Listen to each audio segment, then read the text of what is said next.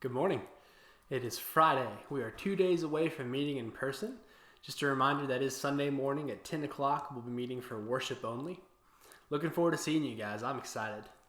We're going to continue along with what we were talking about yesterday. So we are still in 1 Corinthians chapter 12. We're going to skip down to verse 23. It reads, "And on those parts of the body that we think less honorable, we bestow the greater honor, and our unpresentable parts are treated with greater modesty, which our more presentable parts do not require. But God has so composed the body, giving greater honor to the part that lacked it, that there may be no division in the body, but that the members may have the same care for one another. If one member suffers, all suffer together. If one member is honored, all rejoice together." It's still Paul, of course, in his letter. But yesterday we talked about how everybody is a part of the body. Every Christ-professing believer is a part of the body of Christ, and everyone that's been baptized into a church is a functioning, or should be a functioning part of that church, a member of that church. And I gave the example that if your leg wasn't functioning correctly, but it was still attached, meaning someone who's still present every Sunday but doesn't really do anything, which that example may or may not be applicable in situations.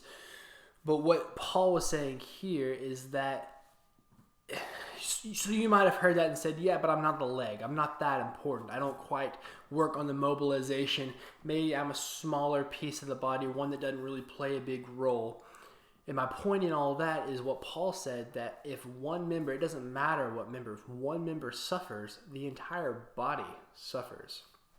The appendix is not a very big deal on a human. It doesn't contribute a whole lot. It does stuff, but it doesn't do enough to be considered a vital organ. But when it gets inflamed, when you get appendicitis, the entire body is crippled in pain, and if it were to rupture, it could be deadly. Likewise, with any one member of the church, no matter how big you think your role is just as important as the pastor up there speaking. God has placed you in your church to be a vital organ for his body.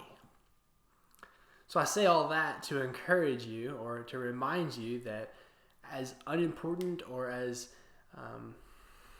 minimal you think you might be, the role you play for the Church of Christ is huge. It is now and it always will be.